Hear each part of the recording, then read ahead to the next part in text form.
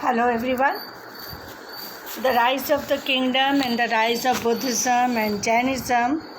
In the last session of this topic, I welcome you all. And as you know about the rise of kingdom, and after that the reasons behind the growth of or causes behind the rise of Jainism and Buddhism. I have already told you about the reasons and causes in the previous session of this chapter. And as it is the last session for this topic, I want to tell you that today we are going to continue with the teachings of Mahavira. हमने महावीरा के बारे में last session में बात की थी कि Varthaman Mahavira, he was the founder of Jainism, है ना, and he was the 24th as well as the last religious leader of that religion. and उनको कहा, जो religious leaders हुआ करते थे जैनिज़्म में, उनको क्या कहा जाता था? तीर्थंकर्स. और अगर हम महावीर की बात करें, वर्धमान महावीरा की, तो he was the 24th and the last तीर्थंकर in this sequence or in this series. And today I am going to, as I told you in the previous session, will take some of the selected portions from this topic because all the things are not very much relevant for you to know. ठीक है? So for this reason I am going to continue with the teachings of Mahavira today. And आज हम महावीरा की teachings पढ़ेंगे कि उनकी main teachings क्या थी. उनकी teachings को हम 3 मेन कैटेगरीज में, 3 पार्ट्स में डिवाइड कर सकते हैं. और the first was the 3 jewels. 3 jewels means the main aim, उनका कहना क्या था? The main aim of a man's life is to attain salvation. उनका कहना था कि किसी भी मैन की लाइफ का मेन एम क्या होना चाहिए? To attain salvation. Salvation means moksha और फ्रीडम. मोक्ष का मीनिंग क्या है? Freedom from the cycle of life and death. उनका कहना था कि हमें मोक्ष की प्राप्ति के लिए काम करना है. मीन्स हमारा मेन एम हमारी लाइफ का क्या होना चाहिए? वी मस्ट अटेन सैल्वेशन और freedom from the cycle of life and death. This can be achieve by following the 3 jewels. उनका कहना था कि हम इनको 3 ज्वेल्स से अचीव कर सकते हैं. Number 1 the 3 Ratnas. नेमली उनका कहना था कि 3 रत्नास के थ्रू हम इन 3 ज्वेल्स को मीन्स 3 ज्वेल्स के थ्रू हम सैल्वेशन और मोक्ष को पा सकते हैं. जिसमें था सबसे पहले right faith. If we have we have faith in God, we must be very much right in our faith. क्योंकि अगर हम सिर्फ pretend करें that we have faith in God, any God you may have faith in, but you must have the right faith. It has to be very much fair. It should not be the pretending. Means you have to show it by your works, by your actions, and you have to have right faith in your God. Second is right knowledge. आपको जो भी knowledge है, it should be right. Right means उसमें कुछ भी ऐसा irrelevant ना हो. Means whatever knowledge you are having about your God or your aim of moksha, you must have the right knowledge of that. So third था उसका, third त्रिरत्न का third रत्न क्या है? right conduct. आपका conduct हमेशा बहुत अच्छा होना चाहिए. you must be having a very strong character. you must be strong in your character. ठीक है? अब हम आते 5 vows. 5 vows क्या थे उनके? Mahavira taught that his followers must take the following 5 vows, namely आपको 5 लेना पड़ेंगे, प्रण करने होंगे. ठीक है? not to injure life. Number 1, आप किसी भी लाइफ को इंजर नहीं करेंगे. it may be any animal, it may be any insect, it may be human being, it may be even plants. So you don't have right to injure life. Next is not to steal. You should not steel, चोरी नहीं करना, not to tell a लाई, झूठ नहीं बोलना, not to own property, आपके पास कोई property नहीं होनी चाहिए, and not to lead an impure life. As in the previous 3 jewels मैंने आपको राइट कंडक्ट के बारे में बताया, तो इसमें भी आप 5 वॉव्स में भी आपको ये 5 प्रण करने होंगे। Not to lead an impure life, आपकी लाइफ एक प्योर लाइफ होनी चाहिए, means you should not have an impure life. Impure और प्योर लाइफ का मतलब क्या है? You must be having all the above vows in your life, कि आप किसी को धोखा नहीं दे रहे, आप चोरी नहीं कर रहे, आप गलत काम नहीं कर रहे, आप झूठ नहीं बोल रहे, और आपके अंदर प्योरिटी है। You are having a very strong character, you are not hurting anyone, you are not stealing anything, means you are not involve in the worldly temptations. उनका कहना था कि आपको एक प्योर लाइफ लीड करनी है, it should be very much clean. ठीक है, so these were the teachings of Mahavira. अब हम आगे चलेंगे, तो आगे हम पढ़ते हैं, इसको आप देखिए, आगे हम बढ़ते हैं। अब हम आते हैं बुद्धा पे। ठीक है, अब आप आइए पेज नंबर 48। पेज नंबर 48 हम लेंगे, और इसमें आप लेंगे पेज नंबर 48 में the life of Buddha. I am telling you about the story of Buddha. ठीक है, मैं आपको सिर्फ स्टोरी बता रही हूँ, उसके बाद आप लोग सिर्फ टीचिंग्स करेंगे। मैं आपको बुद्धा की स्टोरी एक वर्बली बता रही हूँ कि Buddha was, his name was Siddhartha, his original name was Siddhartha, and he was born in the village of Lumbini, और ये Kapilavastu which is in Nepal, जो कि अब नेपाल में है आज के टाइम में। वहाँ पे इनका बर्थ हुआ था 567 BC में, एंड ये एक रॉयल फैमिली से, एक क्षत्रिय थे, एक प्रिंस थे, and he came to royal family. He was the son of Shuddhodana. इनके फादर का नाम शुद्धोधन था, जो कि कपिलवस्तु के किंग थे एंड शाक्य क्लैन के चीफ थे, और इनकी मदर का नाम महामाया था। ठीक है, और जो कि इनकी मदर की डेथ हो गई थी बहुत जल्दी। He was only 7 days old when his mother died. अब इनकी जो आंट थी, जो इनको ग्रोन अप किया, इनकी आंट ने इनको ग्रोन अप किया, लुक आफ्टर किया, जिनका नाम गौतमी था। एंड जब बुद्धा एक बच्चे थे, he was very much, you can say he was not very much interested in the worldly affairs. उनका वर्ल्डली अफेयर्स में from his childhood he was not very much interested, और वो अपना ज़्यादातर समय कहाँ बिताते थे? मेडिटेशन में, थिंकिंग में, इन चीज़ों में वो अपना ज़्यादा समय स्पेंड करते थे। अब जबकि उनके फादर उनको देख रहे थे कि ये इस बच्चे में इस तरह की हैबिट्स हैं, he is very much far away from the worldly affairs, तो उन्होंने क्या किया? तो उन्होंने, उनके फादर को ये चीज़ समझ आ गई कि मे बी ही में इन फ्यूचर ही में बिकम अ सेंट, क्योंकि उनके एक्शन से, उनको उनकी हैबिट्स से कुछ ये डाउट्स क्रिएट हो चुके थे। तो उन्होंने क्या किया, उनके फादर ने, कि his royal father provided him with all comforts and luxuries. उनके फादर ने उनको इस चीज़ से बचाने के लिए कि वो कहीं सेंट ना बन जाए, और उनको रॉयल फादर थे क्योंकि वो, तो उन्होंने उनको ही provided all comforts and luxuries to his son. उन्होंने सोचा शायद ये इन कंफर्ट्स और लग्जरीज में meditation and other things he will not think about, but ऐसा नहीं हुआ। When Siddharth was only 19 years old, one day he went out with his charioteer, और अपने सारथी के साथ ये बाहर गए। इनकी मैरिज भी कर दी गई 19 years में, ताकि ये एक वर्ल्डली बाउंडेशन में आ जाएं और जो ये सेंटहुड की फीलिंग है इसको छोड़ दें।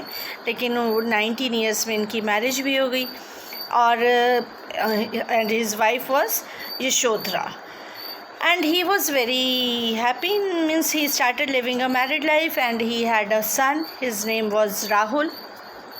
अब क्या हुआ कि once one incident happened in his life. आप सब कंफर्ट से उनके पास पैलेस में रहते थे, बट उनको पीस ऑफ माइंड नहीं था. He had no peace of mind. उनको कहीं ना कहीं एक रेस्टलेसनेस थी. He wanted to search the truth of life, है ना. तो he was not very much happy in his family life. One day he left his house, his palace with his chariot, और वो अपने सारथी के साथ निकल गए. और जब वो निकले तो उन्होंने सिटी में, वो अपने सिटी में घूमने निकले. अब उन्होंने क्या देखा? There he saw an old man. सबसे पहले उन्होंने एक बूढ़े आदमी को देखा. उसके बाद अ सिक मैन, एक बीमार आदमी को देखा. फिर देखा एक some people were carrying a dead body, वो देखा. एंड एन एस्थेटिक, उसके बाद इन्होंने एक साधु को देखा. सो ये सब चीज़ें देखने, और ये सब it happened with in a day. Means only one day he went out and he saw so many outside pains, sufferings, and these things made him very upset. ये इन सब चीज़ों ने उनको बहुत upset किया. And he became very sad and he desired to find the solution of these sufferings. उन्होंने सोचा, उन्होंने decide किया कि मैं अब इन सब sufferings का reason, मैं इन सब sufferings का solution खोजूँगा. Why the life of a man is full of sufferings. किसी भी मैन की लाइफ, मीन्स ह्यूमन बीइंग की लाइफ, सफरिंग से, दुखों से, परेशानियों से, पेन से, अनहैप्पीनेस से, सॉरो से क्यों भरी हुई है? He decided to announce the world. So one night when his wife and child was asleep, और जब एक दिन एक रात उनके वाइफ और his son was sleeping, he left his palace and renounced the world. और उन्होंने renounced means त्याग दिया. उन्होंने अपना जो वर्ल्डली सारा सिस्टम था अपनी लाइफ का, उन्होंने अपनी फैमिली, अपना पैलेस, अपनी लग्जरीज, अपने कंफर्ट, सबको रिनाउंस कर दिया. रिनाउंस मीन्स त्याग दिया. At the age of 29, at that time he was only 29 years old, and this event is called the Great renunciation. ये जो इवेंट था, ये इनका सबसे दिन कहलाया, एक इवेंट कहलाया कि इसका ग्रेट रिनंसिएशन का, एक बहुत बड़े त्याग का. Means when you leave all your worldly desires, है ना. जब आप अपनी वर्ल्डली डिज़ायर्स को बिल्कुल छोड़ देते हैं, उसको उन्होंने अपनाया. और he left his house, his palace. अब टीचिंग्स हम पढ़ेंगे. And he started searching, he started moving here and there, he started roaming to attain enlightenment. अब वो ज्ञान पाने के लिए, लाइफ का ट्रू मीनिंग जानने के लिए इधर उधर भटकने लगे, घूमने लगे. एंड उसके बाद वो बौद्ध गया पहुँचे, जहाँ उनको एनलाइटमेंट मिली. एंड अब हम टीचिंग्स ऑफ लॉर्ड बुद्धा मैं आपको बताऊंगी, which is important for you to know. इन्होंने लॉर्ड बुद्धा की टीचिंग्स में अगर हम देखें तो 4 नोबल ट्रूथ्स इन्होंने बताए. 4 नोबल ट्रूथ्स था. According to the Buddha there were 4 noble truth. These are as follows. इन्होंने क्या कहा? This world is full of misery and sorrow. इन्होंने बोला कि ये जो वर्ल्ड है ये दुखों से, घोर निराशाओं से, अनहैप्पीनेस से भरा हुआ है. The cause of misery and sorrow is desire. और इस सब का रीज़न क्या है, कॉज क्या है? दीज डिज़ायर्स ऑफ मैनकाइंड की डिज़ायर्स इन सब का कारण है. मिजरी और sorrow can be ended by killing the desire. Means हम जो सॉरोज़ हैं, अनहैप्पीनेस है, उनको हम कैसे एंड कर सकते हैं? जब हम अपनी डिज़ायर्स को एंड करें. जब हम अपनी डिज़ायर्स को एंड करेंगे तो डेफिनेटली सॉरोज़ और अनहैप्पीनेस भी कम होगी, क्योंकि जो डिज़ायर करें अगर वो नहीं मिला तो हम अनहैप्पी होते हैं. तो हम our life is full of sorrow. So if we'll have the desires, then only we'll have the sorrows, unhappiness. If we'll not have desires, we'll not have unhappiness and sorrows. And the desires can be killed by following the eightfold path. According to him, if we follow the eightfold path, we'll definitely kill our desires, which is given below. अब हम इसको नीचे पढ़ेंगे. ये eight fold path कौन सा है, अब हम देखते हैं इसको. तो उन्होंने बोला the 8-fold path which every disciple means follower, चेला of Buddha is suppose to follow. उन्होंने कहा कि 8-fold path हर डिसाइपल को, हर फॉलोअर को मानना चाहिए। Those who follow the Buddhism और 8 principle of moral conduct are given below. सबसे पहले right belief, you must believe, your belief must be very much correct. You must not means you must not involve in pretending yourself or in rituals. Then right thought, your thoughts should be right. Then right speech, सही बोलो। Right action, सही action करो। Right living, live rightly. Right efforts, your efforts should be right. Right mindfulness का मतलब that the quality of state being aware of something, आपको you must be alert all the time, है ना, what is happening around you, you must be right. Meditation, you must meditation and your meditation must be right. So these were the 8-fold paths of Buddha. अब हम देखते हैं next other teachings में अगर हम देखें तो अदर टीचिंग्स में हम बात करते हैं तो यहाँ हम देखते हैं other teachings of Buddha stress on अहिंसा। इन्होंने अहिंसा पे जोर दिया और इन्होंने कहा कि ही लेट ग्रेट स्ट्रेस ऑन अहिंसा, non injury bye thoughts, word और एक्शन। किसी के साथ भी वायलेंट नहीं होना with your words, with your thoughts or with your action. Next, not only men but animals, beasts and birds also deserve our love and care. According to him, only human beings are not for our love and care, but also we must treat animals, beasts and birds with our love and care. Second is nirvana. Second was nirvana. He says the chief purpose of man's life is to attain nirvana or salvation. Freedom from the cycle of life and death. Next is karma theory. He also repeated the karma theory and said that everyone has to reap the fruits of good or bad deeds. These were the karma theory of Buddha. No faith in rituals. He had no faith in rituals, with which we read about in our previous topic, that during Vedic period they had faith in rituals, but Buddha totally condemned these faith in rituals. And equality of all men, we must treat all men equally, and included even the lowest caste, or he was opposed to caste system. Underline this, he also opposed the caste system. Then silence about God. He said that one must be silent about God. That is, as it was a controversial question. He did not want his religions to be involved in any controversy. इन्होंने कहा कि मैं अपने religion को किसी भी controversy में नहीं लाना चाहता, so don't give any gods now, है ना. Then a code of don'ts. उन्होंने फिर code of don'ts means क्या नहीं करना, do not do. Okay, तो उन्होंने सबसे पहले not to kill, है ना, same like Mahavira, not to steal, same. Not to hanker after wealth के पीछे, पैसे के पीछे नहीं दौड़ना. Not to tell a lie, झूठ नहीं बोलना.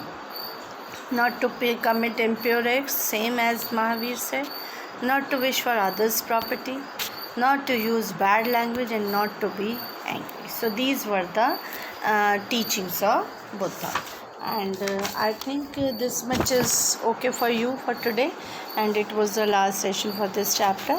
I hope you have understood and do the given work in your notebook. Thank you and have a nice day.